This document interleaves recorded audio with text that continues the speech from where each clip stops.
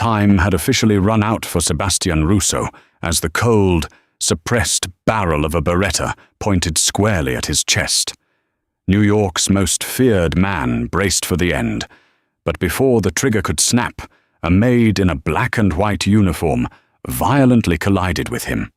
Following a deafening crack and a spray of crimson, she took the bullet meant for him. The sprawling Russo estate in upstate New York was a fortress masked as a palace. Behind the wrought-iron gates, 12-foot hedges, and an army of men carrying concealed weaponry, sat a mansion that smelled faintly of old money, expensive cigars, and underlying terror. It was November, and the biting cold outside mirrored the temperature of the man who owned it all. Sebastian Russo. At 34, Sebastian was the undisputed head of the Russo syndicate. He was not a man given to outbursts of cinematic rage.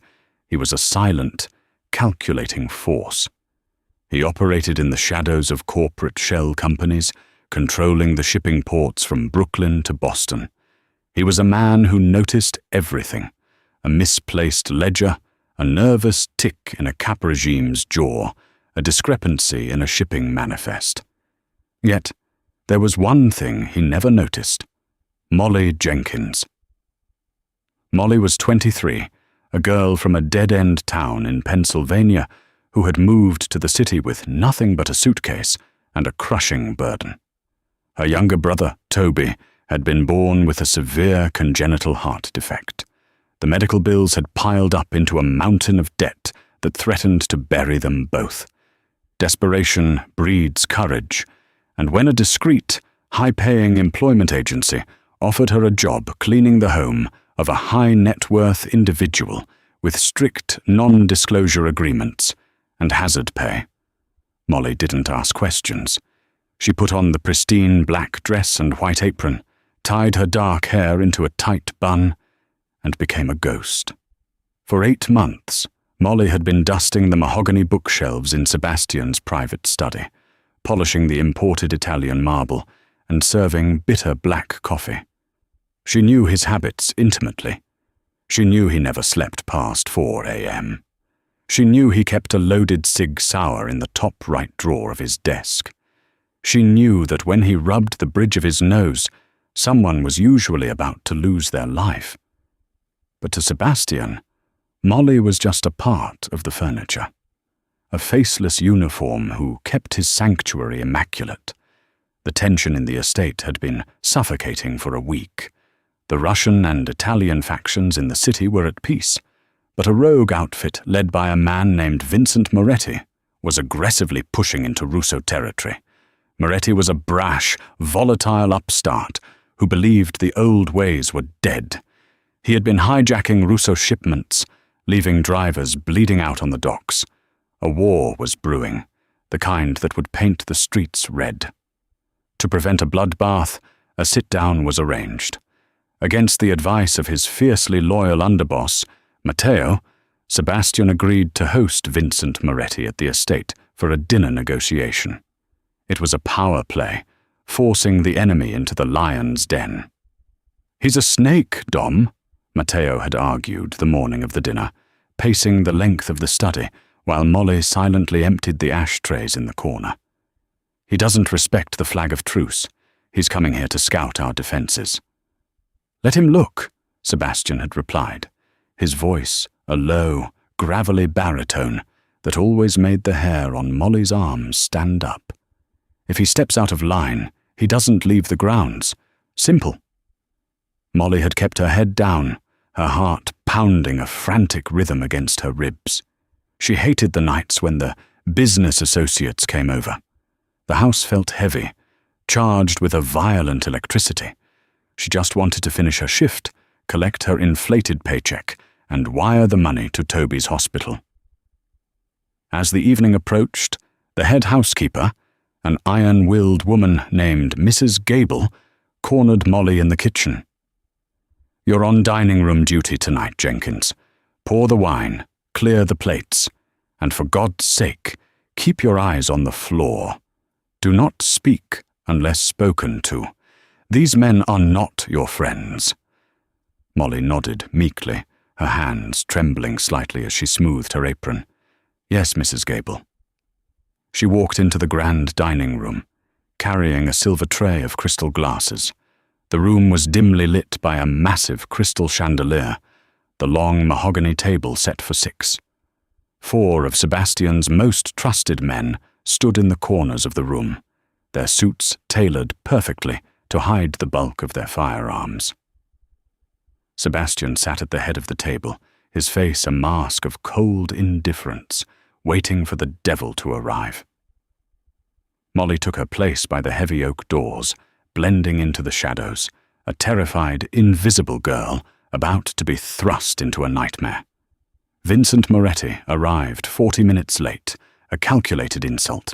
When the heavy doors swung open, the air in the room seemed to freeze. Vincent was a sharp contrast to Sebastian's tailored, quiet menace.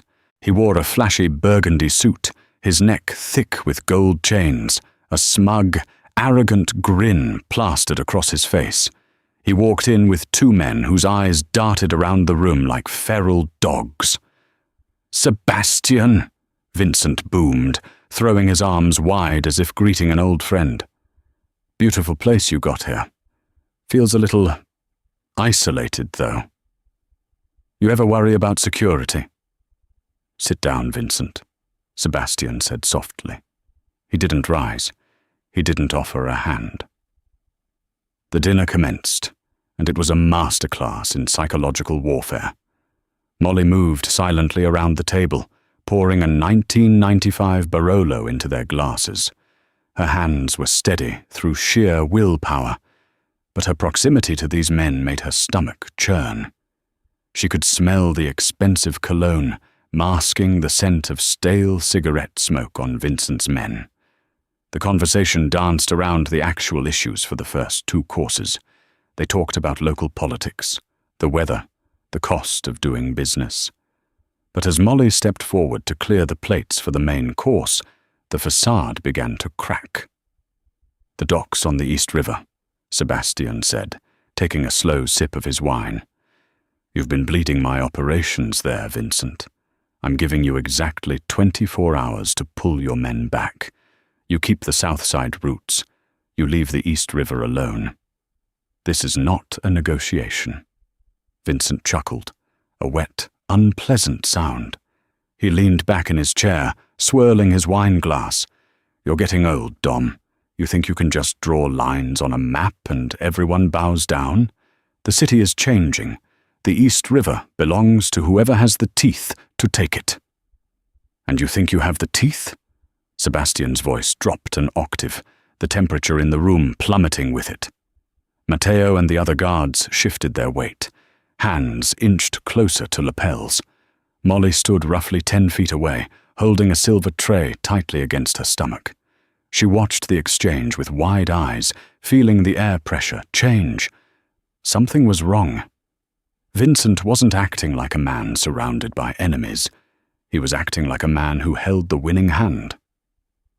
"I think," Vincent said smoothly, setting his glass down, "that I'm tired of asking for scraps." It happened so fast, yet to Molly, time dilated, stretching into an excruciatingly slow crawl. Vincent didn't reach for his jacket. Instead, one of his bodyguards, the one standing nearest to the fireplace, suddenly collapsed forward, clutching his chest and feigning a seizure. The distraction was split-second, but it was enough. Sebastian's men instinctively looked toward the falling man. In that microsecond, Vincent's hand shot beneath the heavy oak table. Molly, positioned at an angle that gave her a clear view of Vincent's right side, saw the dull glint of a polymer, non-metallic firearm, a gun that had bypassed the metal detectors at the gates. Vincent leveled it directly under his own arm, aimed straight at Sebastian's chest. Sebastian's eyes snapped back to Vincent, his combat instincts kicking in, but he was seated, and the distance was too short. He was a dead man. Molly didn't think. There was no conscious decision, no weighing of pros and cons, no heroic internal monologue. Perhaps it was the deeply ingrained instinct of a girl who had spent her entire life protecting her frail little brother. Perhaps it was sheer, unadulterated panic. She lunged. She threw her entire body weight forward, abandoning the silver tray, which crashed to the hardwood floor with a deafening clatter. She threw herself across the space between the wall and Sebastian's chair, throwing her arms out. Crack! The suppressed gunshot was not the booming explosion from the movies. It was a violent, sharp pop, like a heavy whip cracking the air. Molly felt a sledgehammer slam into her right shoulder, just below the collarbone. The force of it spun her violently in midair. The world erupted into white-hot, blinding agony. The breath was violently expelled from her lungs as she crashed onto the edge of the mahogany table and then tumbled heavily onto the Persian rug at Sebastian's feet. Chaos instantly swallowed the room. Matteo's weapon was drawn and firing before Vincent could realign his sights. Two deafening roars echoed through the dining room as Matteo put a bullet cleanly through Vincent's eye and another into his throat. Vincent's body was thrown backward, crashing over his chair in a shower of blood and expensive wine. The remaining guards neutralized Vincent's men in a flurry of brutal, precise gunfire. Within 3 seconds, it was over. The room was choked with the smell of cordite and copper. Sebastian hadn't moved from his chair. His chest was heaving, his dark eyes wide with shock. He looked at the shattered crystal on the table, the dead men bleeding out on his floor, and then he looked down. Molly was lying on her back, her pristine white apron rapidly blooming with a horrifying, expanding circle of dark red. Her lips were parted, gasping for air that wouldn't come, her eyes fluttering as shock began to take hold. Sebastian Russo, a man who had watched friends and enemies die without batting an eye, felt a cold spike of disbelief pierce his heart. He dropped to his knees on the blood-soaked rug. He didn't care about the ruined suit. He didn't care about the dead boss in his dining room. He looked at the face of the girl bleeding out in front of him. He realized, with a sickening jolt, that he didn't even know her name. "Matteo!" Sebastian roared, a sound of pure, unbridled panic that his men had never heard from him before. "Get the trauma team. Now, lock down the compound." Sebastian ripped off his suit jacket and pressed it fiercely against the gaping wound in Molly's shoulder. She let out a weak, agonizing whimper, her small, trembling hands instinctively grabbing his wrists. Her grip was startlingly strong for someone so fragile. "Hey," Sebastian said, his voice surprisingly gentle, stripping away the Mafia boss to reveal a desperate man. "Hey, look at me. Stay with me. What's your name?" Molly's vision was fading at the edges, tunneling into a dark, welcoming void. She looked up at the terrifying Sebastian Russo, saw the genuine fear in his eyes, and gave a small, blood-stained smile. "Toby," she whispered, her mind flashing to her little brother, praying the agency would give him her final paycheck. Her eyes rolled back, her grip on his wrists went slack, and Molly Jenkins slipped into the dark. The underground levels of the Russo estate housed a fully functional, state-of-the-art trauma center. It was a necessity in Sebastian's line of work, designed to keep his men out of the public grid of New York's hospital system. The air down here smelled of stark bleach and heavy antiseptic, a sharp contrast to the rich mahogany and cigar smoke of the mansion above. Dr. Samuel Sterling, a former chief of surgery at Mount Sinai, who had lost his medical license due to a gambling addiction that Sebastian had graciously paid off, worked feverishly under the harsh surgical lights. Sebastian stood behind the reinforced glass observation window, his white dress shirt still heavily stained with Molly's blood. It had dried into a stiff, rust-colored armor. He watched as Dr. Sterling extracted the 9mm hollow-point bullet from Molly's shoulder. The slug had shattered her clavicle and missed her subclavian artery, by an agonizingly thin margin, less than 2 millimeters. If it had severed the artery, she would have bled out on his Persian rug before the trauma team even reached the dining room doors. Sebastian's jaw was clenched so tightly his teeth ached. He was the head of the most ruthless syndicate on the East Coast. Men feared the very mention of his name. Politicians in Albany answered his encrypted calls. Yet he owed his life to a 23-year-old girl who cleaned his baseboards for $15 an hour. "Boss." A quiet voice broke the silence. It was Silas, Sebastian's chief intelligence gatherer. Silas was a ghost of a man, thin and perpetually suited, holding a sleek iPad. Sebastian didn't turn away from the glass. "Tell me." "Her name is Molly Jenkins," Silas began, his voice devoid of emotion. 23. Originally from a small mining town in Pennsylvania. Both parents deceased. Car accident 4 years ago. She has zero criminal record, no ties to the Moretti family, no ties to any rival outfits. She's completely clean. "Then why the hell did she jump in front of a gun?" Sebastian murmured, his eyes fixed on Molly's pale, unconscious face. "Desperation, most likely," Silas replied, tapping the screen.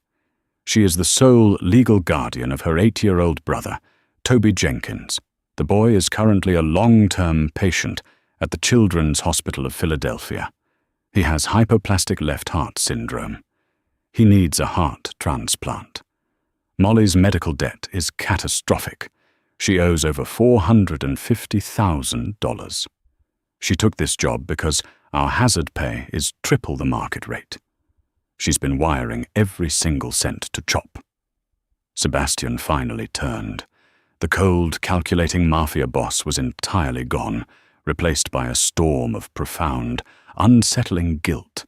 While he had been moving millions through offshore accounts in Geneva and buying up real estate in Manhattan, the girl making his coffee had been drowning in an ocean of medical debt, fighting a solitary war to keep her little brother breathing. And then she had taken a bullet for him. "Silas," Sebastian said, his voice dropping to a dangerous, absolute whisper. "I want that debt erased. Tonight. Wire the hospital whatever they want. Set up a trust fund for the boy. $10 million. And get in touch with the UNOS transplant registry. I don't care who you have to bribe. I don't care whose arm you have to break. You put Toby Jenkins at the top of the donor list." Silas nodded once. "Consider it done, Dom." Though it was 3 days before Molly fully regained consciousness. She swam up through a thick, heavy haze of painkillers. The first thing she registered was the soft, rhythmic beeping of a heart monitor. The second was the dull, throbbing agony radiating from her right shoulder. She slowly fluttered her eyes open, expecting to see the peeling paint of her cheap Brooklyn apartment or the sterile walls of a county clinic. Instead, she was surrounded by sheer opulence. The room looked like a suite at the Waldorf Astoria, with plush velvet curtains, soft ambient lighting, and a massive bed fitted with Egyptian cotton sheets. Panic seized her. She tried to sit up, but a sharp, agonizing spike of pain forced her back down with a harsh gasp. "Don't move." The voice came from the shadows in the corner of the room. A figure stepped into the dim light. Sebastian Russo. He was out of his tailored suits, wearing a simple black cashmere sweater and dark slacks. He looked exhausted. Dark circles rimmed his striking eyes, and a shadow of stubble darkened his jaw. Molly's heart rate spiked on the monitor, the machine trilling nervously. "Mr. Russo," she rasped, her throat dry and scratchy. I'm sorry. The tray. I dropped the silver tray. I know it's expensive." Sebastian stopped at the foot of her bed, staring at her as if she had just spoken in a dead language. She had taken a bullet to the chest, and her first thought was apologizing for a dropped serving tray. Molly," he said softly, using her first name for the very first time. He poured a glass of ice water from a crystal pitcher on the bedside table and gently held the straw to her lips. She drank greedily, her eyes wide and fearful. "You're not fired," he said, pulling up a chair and sitting beside the bed. He leaned forward, resting his elbows on his knees, his hands clasped together. "You saved my life. Vincent Moretti came into my home with a polymer ghost gun that bypassed my scanners. He was going to put a hollow point in my heart. You took it instead." Molly looked away, suddenly overwhelmed by the intensity of his gaze. I saw him pull it. I didn't think. I just reacted." "You shouldn't have had to," Sebastian said, his voice laced with a bitter, self-directed anger. "It was my failure, my lack of foresight." He reached out, his large, calloused hand hovering over hers before gently enveloping it. The warmth of his touch sent a strange jolt through her battered body. "I owe you a debt I can never fully repay, Molly, but I'm going to start." "You don't owe me anything," she whispered, a tear slipping down her cheek. "Please, just my final paycheck. I need it for Toby. The hospital—" "Toby is safe," Sebastian interrupted smoothly. Molly froze. "What?" "I know about the Children's Hospital of Philadelphia. I know about the hypoplastic left heart syndrome," Sebastian stated calmly, though his eyes burned with fierce intensity. "The debt is paid in full. Toby has been moved to a private, secure, VIP suite at Mount Sinai under the care of the top pediatric cardiologists in the country. He has been bumped to the absolute top of the transplant list." Molly stared at him, her breath catching in her throat. The crushing, suffocating weight she had carried on her shoulders for 4 years suddenly evaporated. It was too much to process. She let out a choked sob, her left hand coming up to cover her mouth as the tears flowed freely. Sebastian carefully wiped a tear from her cheek with his thumb. "No one will ever hurt you again, Molly. You and Toby are under my protection now. You are Russo family." But outside the safety of the medical suite, the Russo family was crumbling. The hit on Sebastian had failed, but the war was far from over, and the true architect of the betrayal was still breathing. Sebastian left Molly's room with a shifted perspective. He wasn't just fighting for his territory anymore, he was fighting for the sanctity of his home and for the girl who was currently sleeping in his medical wing. Vincent Moretti was a thug, a brutal, ambitious dog. But he wasn't smart enough to orchestrate a hit inside the Russo compound alone. He wouldn't have known the exact blind spots in the security cameras in the dining room. He wouldn't have known that Sebastian's personal guards were trained to look at the left side of a man's jacket for a weapon, not an ankle holster or a custom undershirt rig. Someone on the inside had fed Vincent the blueprints to Sebastian's demise.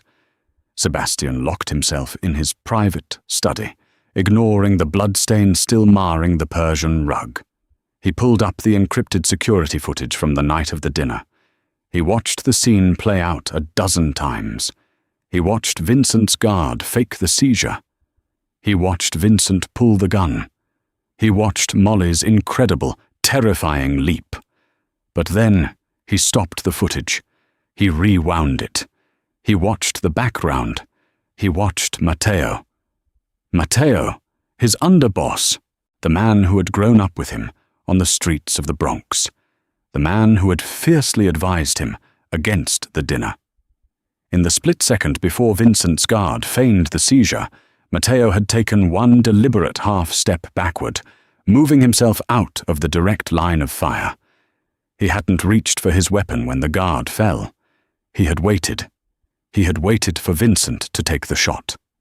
Matteo only drew his gun and killed Vincent after Molly intervened and ruined the assassination.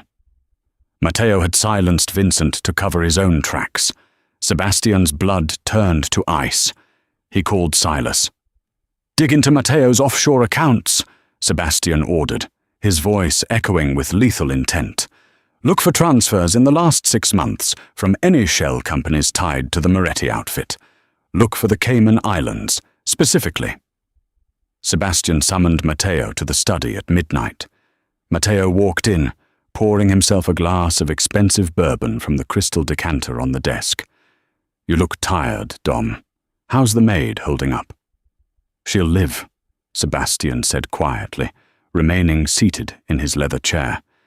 He didn't reach for his gun. He didn't need to. "I've been thinking about the logistics of the hit, Matteo. About how Vincent bypassed the magnetometers with a polymer frame. About how he knew exactly where to sit to have a clear shot." Matteo took a sip of his bourbon, his face carefully neutral. He got lucky. The man was a rat, but he was a cunning rat. We handled it. The Moretti crew is headless now.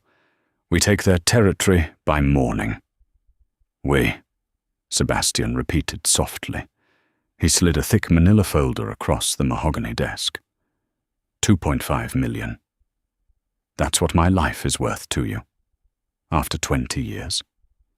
Matteo's eyes dropped to the folder. The silence in the room stretched until it felt like a physical weight. The mask of brotherhood slowly melted off Matteo's face, replaced by a cold, hard sneer. He set the glass down. "You're getting soft, Sebastian," Matteo sneered, no longer pretending. "You're building hospitals. You're talking about peace treaties. We are wolves. We take what we want. You were going to let Moretti breathe. I arranged for him to take you out, and then I was going to take him out. The syndicate needs a wartime capo, not a politician. And you thought that was you?" Sebastian finally stood up. He was taller than Matteo, broader, radiating a terrifying, suffocating aura. "You brought a gun into my home. You put my life and the life of an innocent girl in jeopardy." Matteo's hand twitched toward his holster, but Sebastian was already moving. It wasn't a gunfight. It was an execution. Sebastian closed the distance with terrifying speed, driving the blade of a heavy steel letter opener directly into the side of Matteo's neck, severing the carotid artery. Matteo gasped, his eyes wide with shock, blood spraying across the expensive wallpaper. He collapsed, choking on his own ambition. Sebastian stood over the body of his oldest friend, feeling nothing but a hollow emptiness. He pulled out a silk handkerchief, wiped his hands, and pressed the intercom button. "Silas, we need a clean-up in the study, and mobilize the men. We're taking the Moretti territory tonight. Burn it to the ground." 6 months later, the harsh New York winter had melted away, giving way to a lush, vibrant spring. The Russo estate was transformed. The oppressive, heavy atmosphere had lifted.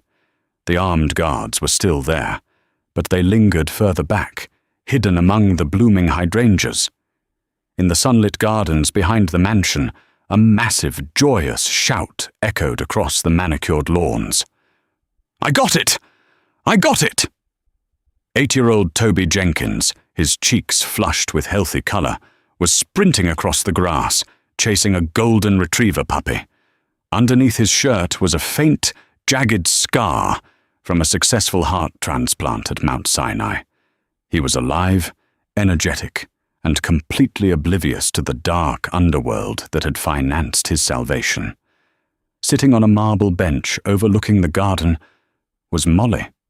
She was no longer the invisible maid in the stark uniform. She wore a flowing, emerald-green sundress that highlighted the healthy glow of her skin.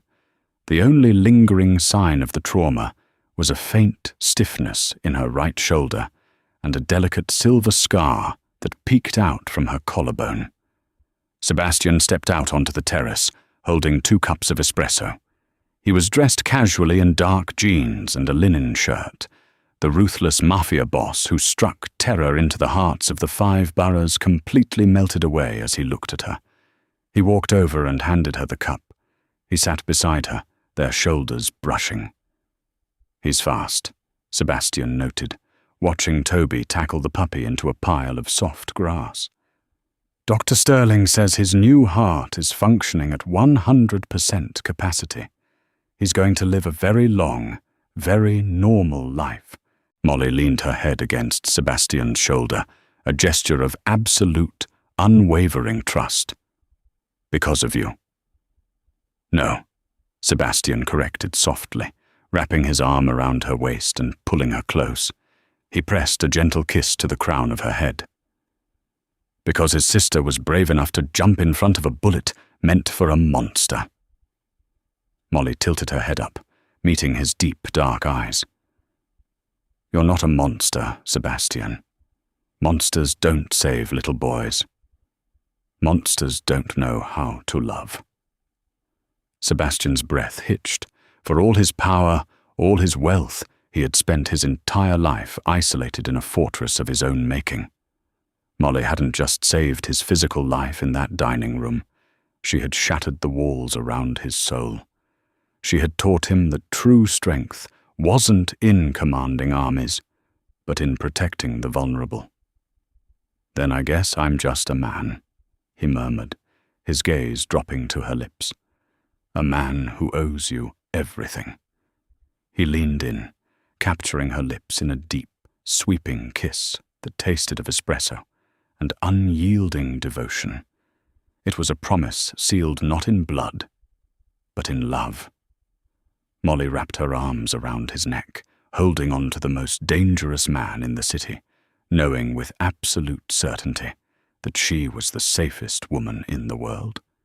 She had started as the invisible maid scrubbing his floors. Now she was the undisputed queen of his empire, holding the heart of the Mafia boss securely in her hands. Did this gripping tale of loyalty, betrayal, and unexpected love keep you on the edge of your seat? The Mafia underworld is full of hidden secrets, but Molly and Sebastian's story proves that sometimes the greatest risk is falling in love. If you enjoyed this dramatic romance, please hit that like button, share this video with your fellow story lovers, and subscribe to the channel for more thrilling content.